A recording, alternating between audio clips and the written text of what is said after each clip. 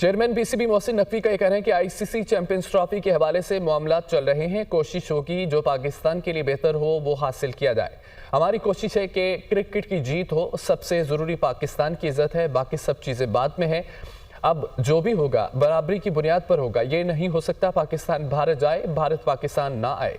जो फार्मूला बनेगा वो मुस्तकबिल के लिए मिसाल होगा। अब बात सिर्फ चैंपियंस ट्रॉफी तक महदूद नहीं रहेगी।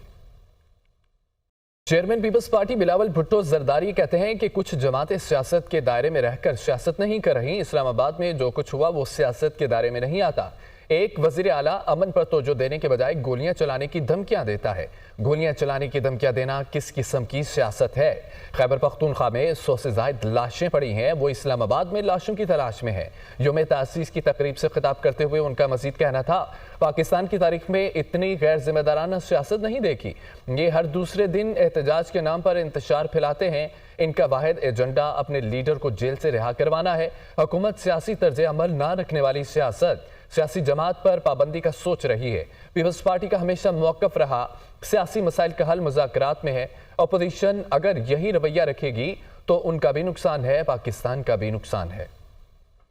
जमीयत उलमा इस्लाम के सरबराह मौलाना फजल रहमान का ये कहना है कि खैबर पख्तूनख्वा में गवर्नर राज की आइन में गुंजाइश है, लेकिन हालात साज़गार नहीं है। बानी पीटीआई की रिहाई का फैसला अदालत करेगी, पाकिस्तान के फैसले ट्रंप नहीं करेगा। उन्होंने मीडिया से गुफ्तगू के दौरान मजीद कहा कि कौमी असम्बली में 2/3 अक्सरियत न होने की वजह से जनूबी पंजाब को सूबा नहीं बनाया गया। 26वें आईनी तरमीम में दीनी मदारिस की शिक पर सदर पाकिस्तान के दस्तखत बाकी हैं। मशीर वज़ारत कानून बैरिस्टर अकील मलिक कहते हैं कि पीटीआई पर पाबंदी लगेगी, खैबर पख्तूनख्वा में इमरजेंसी लगेगी, गवर्नर राज लगेगा या कुछ और फैसला एक हफ्ते में हो जाएगा। Programme tonight with Samar Abbas में गुफ्तगू करते हुए बैरिस्टर अकील मलिक का कहना था कि केपी की तरफ से विफाक पर तीसरी चढ़ाई की गई है। केपी में कुरम और बाकी अमन आमा के हालात ख़राब हों, लेकिन केपी पुलिस एहतजाज में शामिल हो, इस पर विफाक को गौर करना पड़ेगा।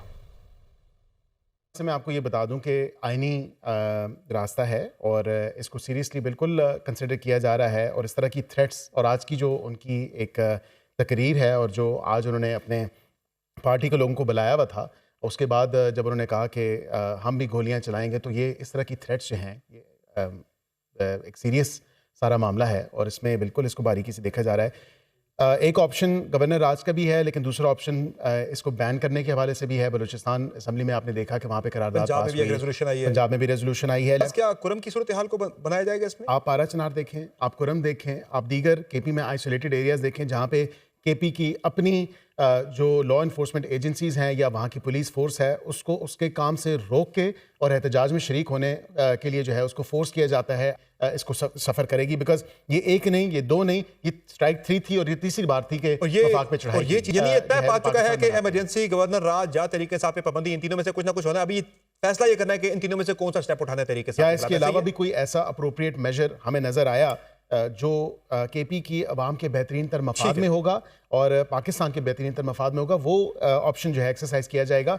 हो सकता है इन तीनों या चारों ऑप्शन जो आपने मेंशन किए, इसके अलावा भी कोई ऑप्शन देखा जाए। अगले हफ्ते में ये फैसला हो जाएगा, अगले हफ्ते में ये फैसला हो जाएगा कि अगले हफ्ते में ये फैसला हो जाएगा।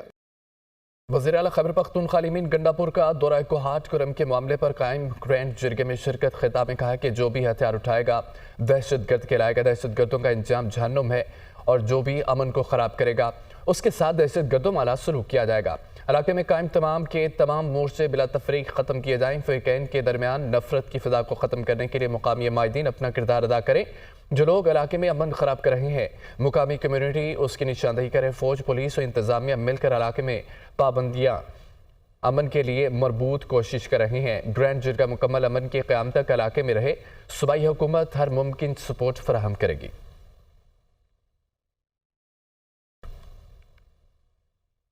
इस्लामाबाद हाईकोर्ट ने पीटीआई के एहतजाज पर तौहीन अदालत केस में सेक्रेटरी दाखिला, chief commissioner, deputy commissioner, IG Islamabad को नोटिस जारी करते हुए आइंदा हफ्ते जवाब तलब कर लिया। अदालत ने फरीक नंबर 5 पीटीआई को नोटिस जारी नहीं किया। रिपोर्ट देखिए।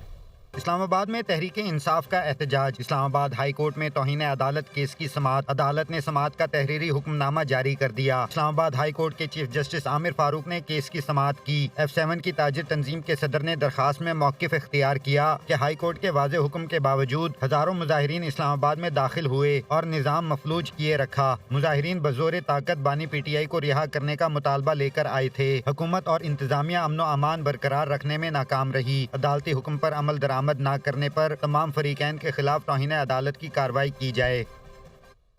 यूरोपीय रूट्स पर पाबंदियां पाकिस्तान इंटरनेशनल एयरलाइन और सिविल एविएशन का तकरीबन 450 अरब से ज़ायद हड़प कर गई हैं। 4.5 बरसों में PIA को 220 अरब और सिविल एविएशन को तकरीबन 250 अरब का नुकसान हुआ।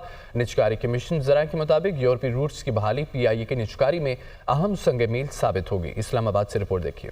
यूरोपीय रूट्स पर पाबंदियां, PIA और सिविल एविएशन को 4 बरसों में 450 अरब रुपए से जायद का नुकसान। यूरोपीय रूट्स पर PIA की बहाली से इदारे की निजकारी में भी अहम पेशरफ्त का इम्कान। निजकारी कमीशन ज़राए के मुताबिक यूरोपीय रूट्स पर पाबंदियों से PIA को 220 अरब और सिविल एविएशन को तकरीबन 250 अरब रुपए का नुकसान हुआ, जबकि मौजूदा पाबंदियों के उठ जाने से कौमी खजाने पर बोझ और PIA की निजकारी के लिए भी अहम संगे मील साबित होने का इम्कान है। ज़राए के मुताबिक यूरोपीय रूट्स पर पाबंदियां खत्म होने के बाद बरतानिया के रूट्स भी जल्द बहाल होने का इम्कान है। UK के लिए फ्लाई रूट्स बंद होने से नुकसानात का तखमीना भी लगाया जाएगा, जबकि UK के लिए रूट्स बहाली PIA की निजकारी से कबल करवाए जाने की कोशिश की जा रही है। ज़राए के मुताबिक PIA की निजकारी के हवाले से गवर्नमेंट टू गवर्नमेंट मुआहदे के तहत फरोख्त पर बातचीत जारी है, जो जल्द तय पा जाएगा। जून 2020 में पायलट्स के जाली लाइसेंस के मामले पर यूरोपीय यूनियन एयर सेफ्टी एजेंसी ने PIA पर यूरोपीय ममालिक के लिए प्रवाजों पर पाबंदी आयद कर दी थी, जो अब हुकूमती काविशों से 29 नवंबर 2024 को खत्म कर दी गई है।